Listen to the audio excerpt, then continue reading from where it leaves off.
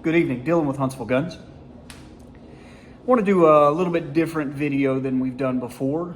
Today I want to talk about a firearm that's in development. There's been some press releases and some information published about it, but it's not one that's in circulation yet. And I want to offer my opinion and some speculation on what it's going to look like when it comes to market, some of the features that I have seen that I like and dislike from a professional gunsmith's perspective, and a bit of a shotgun connoisseur, if you will. And so today we're talking about the PSA, or Palmetto State Armory 570. Palmetto did kind of an early press release, April 24, I believe, with some information about it. There's not a lot on their website. I was looking today, doing a deep dive after having a conversation on a live stream the other night. It's not a platform I'm super familiar with. It is relatively new to me that PSA is making shotguns now, or will be making shotguns.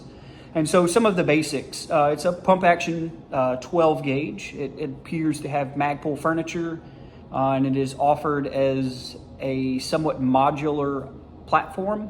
And by that I mean it is not one configuration. They offer, or they are going to offer, a few different configurations, and then bare receivers as well. They've kind of alluded to the fact that it will be aimed at the people, much like my customer base, who want to tinker and build their own type of firearm, similar to the AR-15 crowd. And so the things that I find interesting, I watched a bunch of videos that were available from SHOT Show this year, as well as some of the stuff on the Magpul, on the PSA site. And here is kind of my interpretation of what it's going to look like, and some of the features that I have seen on the guns that they have displayed. So I will pin a picture here so you can see the what I found based off of Magpul's information. There's a couple of available photos online from SHOT Show this year for what they had on display, but it appears to be a completely in-house made action. It is definitely modular looking. It has an optics cut. All of the pictures I've seen and videos I've seen have shown an optics cut receiver.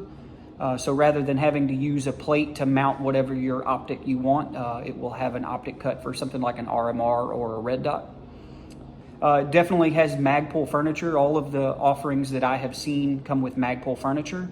And a quick glance comparing it to some other Magpul offerings in the shotgun world, it looks like it will, in fact, be interchangeable with Remington 870 platform furniture. So the fore-end and the buttstock appear to be direct production from Magpul that's compatible with the 870. The big video that I watched that was on the PSA site has a member of the Vang Comp company in the video, and they will be offering a Vang Comp version from my understanding. And so with that comes a ported barrel and a lengthened forcing cone, some of the Vang Comp things that they're known for making flat low recoil, or flat shooting low recoil shotguns. Some pretty cool options. It does have a tang safety. So on an 870, the safety is here on the trigger guard. It does have a tang safety here on the back of the receiver, much like the Mossberg 500. Additionally, it would appear from all the videos that I've seen that it does have dual action bars. So this is off of that same 870. You can see the two action bars here on the fore end for cycling the action. In my perspective, from a gunsmith's perspective, dual action bars are always going to be more reliable. It's a cleaner transition of force from the fore end to the bolt. When you have one action bar, I've said this in previous videos, one action bar has a tendency to create some binding. And so dual action bars is a plus in my mind. I have some notes here on the bench. That's why I keep looking away from y'all. The barrel clamp setup that I've seen on all of the offerings is kind of unique. It appears that it is a piece of machined aluminum, and the barrel clamp has an integrated front sight on it. It kind of like a ramped style front sight, similar to what you would see on a slug gun barrel. And it also appears to have QD swivels on the barrel band, or the barrel clamp. And that would in my opinion, that's a pretty cool low-cost option to add to them. Something that out of the box you can put QD swivels on, and you don't have to add something to a fore-end or a swivel cap on the front of the magazine tube, something like this, where there's a hole and you would add a swivel to that. But having QD sockets already on it seems like a easy, low-cost addition as a value adder. One of the interesting things that I found was a side-mounted action bar lock. So again, on an 870, your action bar lock is here in the front of the trigger guard. And so from a firing position, you either have to pull your rear hand backwards, which makes no sense because then you're not holding the fore end, or you have to move your firing hand to actuate that action bar lock. On the 570, it would appear that it is located here on the side of the receiver in a position where you could manipulate it without having to move your firing hand. Kind of a cool feature. Looks like a piece of CNC machined aluminum probably. Another feature I saw that kind of piques my curiosity, the bolt carrier in the 570 from the pictures that I've seen is marked 12 gauge. If you wanted to read too much into that, you could assume that they may be offering it in multiple calibers, so 12 and 20 possibly. Utilizing the same receiver, you could theoretically run a 20 gauge bolt and barrel and then make a change and run a 12 gauge bolt and barrel off of the same receiver. Interesting. It may just be a caliber marking like they do on handguns on the barrel. Another thing I found interesting is some of the pictures that I saw don't really portray it, but in one of the PSA videos, the gentleman that's holding the firearm is holding it kind of like this with the slide forward, and there is what would appear to be a barrel nut here in front of the magazine tube. So on 870s and most slide action or pump action shotguns, the magazine tube is fixed to the receiver. This is where your slide lives, this is where the fore end lives. And so having it rigidly affixed is pretty much a necessity. It would appear on the 570 though that there's a nut system there, similar to a barrel nut on an AR-15. Kind of gives me the idea that possibly they will be offering different length magazine tubes. Cool feature. So rather than like an 870, because the magazine tube is fixed, you have to put an extension on. In theory, you could order a bare receiver and the magazine tube length that you wanted and install it yourself. Kind of a user installed part. Cool concept. I assume based off of, kind of the understanding of how this thing is constructed, that that's what it's for. It appears that it has a locking block, much like most of the other pump action shotguns on the market. The barrel setup, ejector setup, and bolt setup seem to be very similar to what's already out there. It definitely has a right side ejector. None of the pictures I could find showed multiple extractors, definitely has a right side extractor. None of the pictures I could find showed a left side extractor. I'm curious to know maybe in the future if they plan on developing it as an ambidextrous receiver, or parts could be used on a left-hand gun versus a right-hand gun. So you would order a left-hand receiver and then build all of the parts that you want a left-handed bolt to run in that gun. I don't know that they're there yet, but I think it's a pretty cool concept that it's as modular as it is. There's some freedom of maneuver. You could basically build it either as a left hand or a right hand. Kind of a cool concept. So let's talk about the money side of it. PSA has done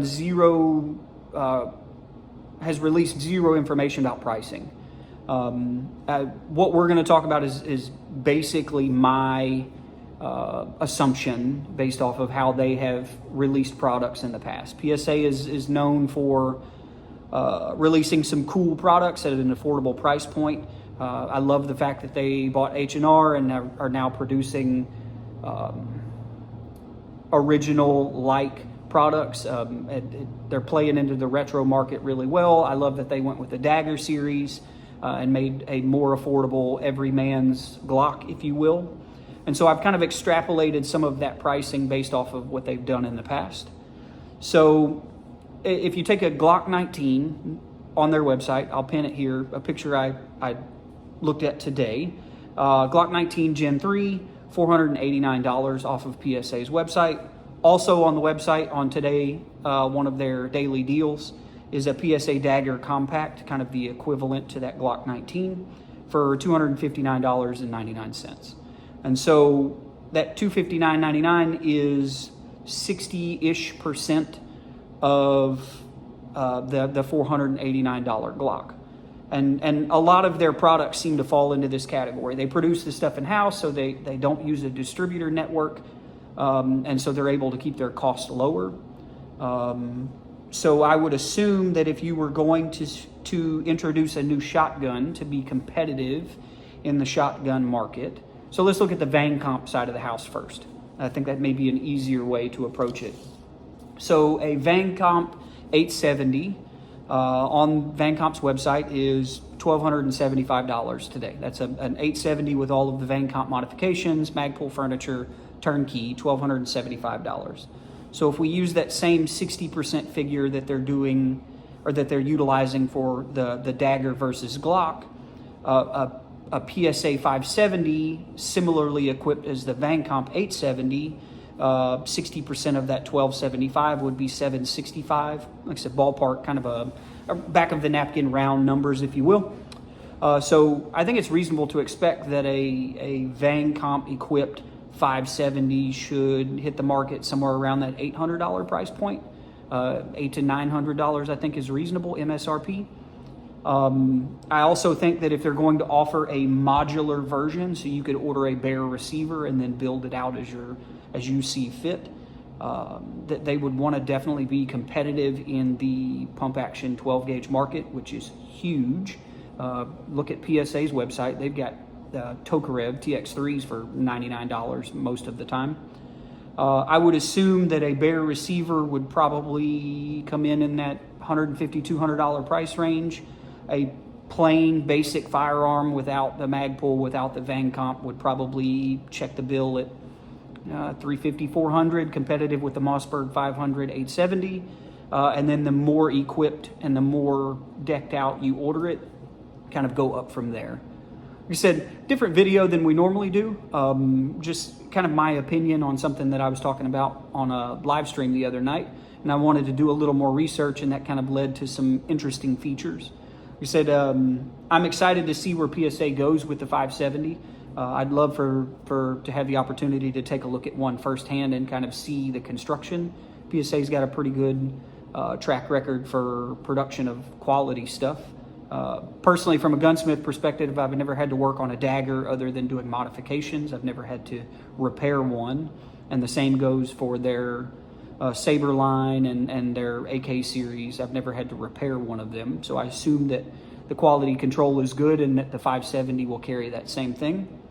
A gentleman made a comment in one of the live streams that I did the other day about the ammunition side of the house.